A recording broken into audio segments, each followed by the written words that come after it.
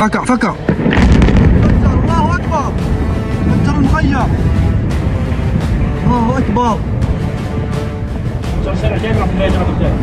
فجر المخيم.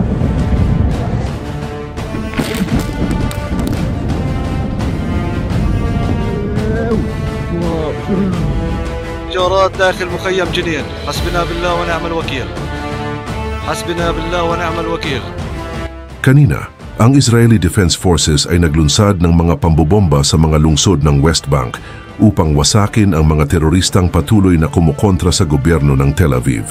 Ang mga pag-atake na ito ng Israel ay isang kinakailangang mga aksyong militar ng IDF dahil sa nakakuha sila ng isang sumbong mula sa mga intel nito na ang mga militanteng Palestinian ay gumagawa ng mga high explosive bombs at iba't ibang uri ng mga pandigmang armas. Na matapos kumpirmahin ng mga sundalo ni Netanyahu ang report na ito,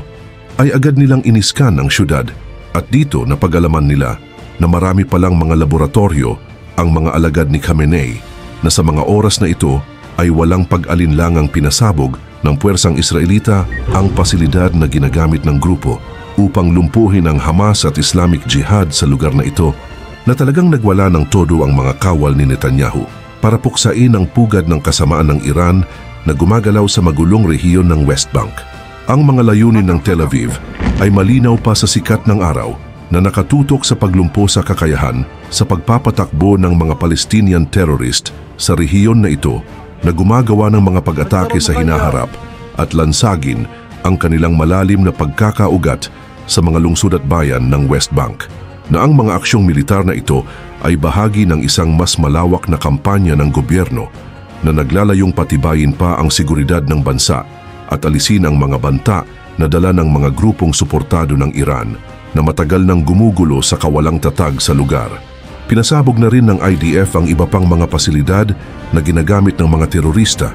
lalo na ang pagpuntirya ng militar sa mga command center ng grupo at iba pang mga gusaling nakalink sa organisasyon upang bigyan ang mga salot na ito ng matinding problema. Dahil ang ganitong klasing mga taktika ng Israeli Defense Forces ay magbibigay sa mga grupo ng pagkabalisa sa gitna ng digmaan na maging sanhi sa kanilang pagkataranta at pagka-corner sa labanan. Sa kabila ng tindi ng tunggalian, ang tropang Israelita ay nanatiling determinado na tinitiyak nila na ang mga militante ay hindi na malayang makagalaw sa mga syudad at bayan ng West Bank. Na ang bawat outpost na nawasak, bawat linya ng supply na nadurog, at bawat tauhan ng organisasyon na nahuli o naalis sa kanilang hanay ay nagbigay sa mga militar ng Tel Aviv ng isang mataas na moral dahil sa walang sawang mga opensiba ng IDF para burahin sa mundo ang mga walang kwentang grupo na gumagawa ng terorismo at sumasalot sa pabagubagong rehiyon na ito ng gitnang silangan. Sa mga nagtatanong kung bakit walang katapusan ang mga pambobomba ng Israel na nagmula pa sa Gaza hanggang dito sa West Bank, ay dahil ito lang po ang tanging paraan upang matiyak ang kinabukasan ng mga Israelita na sa pamamagitan ng pagwasak sa impluensya ng Iran at mga proxy nito ay magkakaroon ng magandang pamumuhay ang mga mamamayan ni Netanyahu sa hinaharap. Kaya hanggat hindi sumuko ang mga tuta na ito ni Khamenei, ay hindi rin titigil ang mga militar ng Tel Aviv sa pag-wipe out sa mga militante hanggang sa maging basura ang mga lungsod na ito tulad ng sinapit ng Gaza na dahil lang sa pagmamatigas ng Hamas ay naging dump site na ang kanilang tinubuang bansa na kalaunan ay ilalabas lang din pala nila ang mga bihag pero huli na ang lahat dahil sa kinalbunan ng IDF ang malaking bahagi ng Gaza Strip.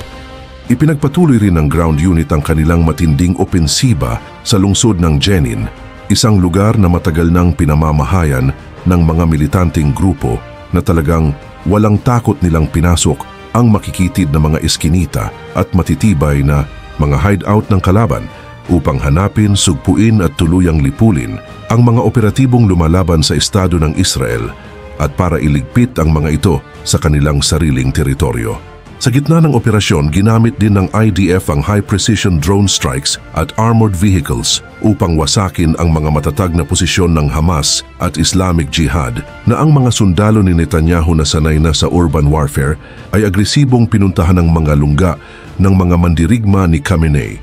na siniguro ng puwersang Israelita ang pagpuntirya nito sa mga salot na proxy ng Iran upang tuluyang maging pataba ang mga ito sa lupa. Dahil sila lang ang tanging dahilan kung bakit nagkaroon ng matinding digmaan ngayon sa Middle East na wala ring ibang gagawin ang Israeli Defense Forces kundi ang kontrahin at gawing abo ang mga suwail na mga militanteng ito na walang ibang ginawa sa mundo kundi ang maghasik ng terrorist attack sa nasasakupang teritoryo ni Netanyahu. Na ang mabilis at matatag na pagsalakay ng puwersang Israeli ay hindi lamang nagparalisa sa mga aktibidad ng mga teroristang grupo sa Jenin, kundi nagsilbi rin ito bilang isang matibay na babala sa iba pang puwersang kaalyado ng Iran na hindi nila kayang talunin ang determinadong mga sundalo ng Israel.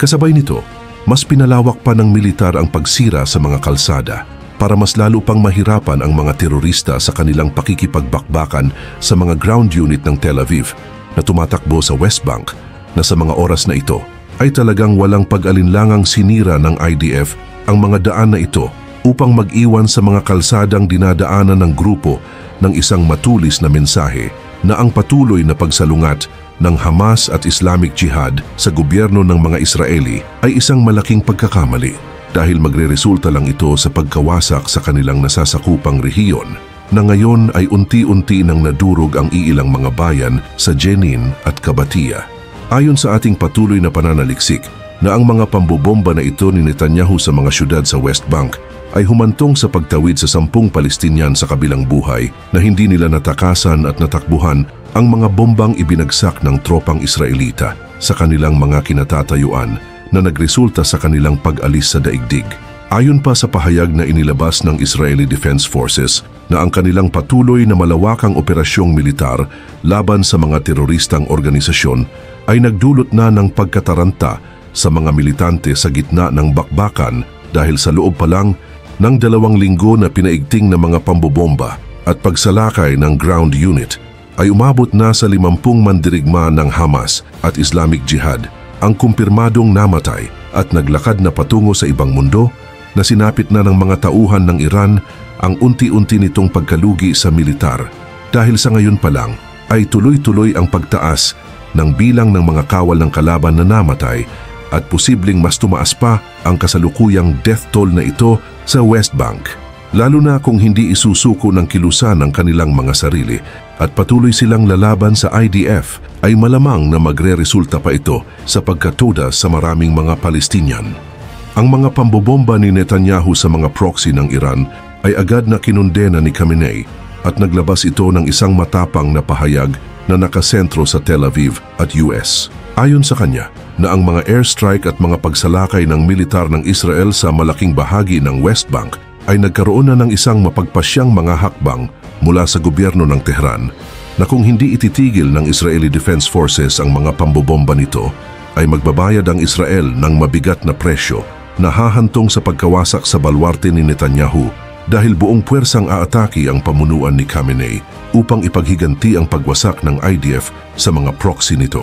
Hindi rin nakaligtas ang Estados Unidos sa matinding babala ni Ayatollah dahil sinabihan rin niya ang Washington na ang mga airstrike nito sa Yemen ay isang malaking pagkakamali dahil ang Iran ay hindi tatayo habang ang mga kaalyado nito ay dinudurog ng Estados Unidos. Posibleng may malaking pasabog talaga itong si Khamenei laban sa mga kaaway nitong Israel at Amerika dahil sa walang takot itong nagsalita sa publiko tungkol sa mga kahihinatnan ng mga bansang kumakalaban sa Iran. Pero hindi natakot ang gobyerno ni Netanyahu dito dahil sanay na sila sa mga pananakot ni Ayatollah.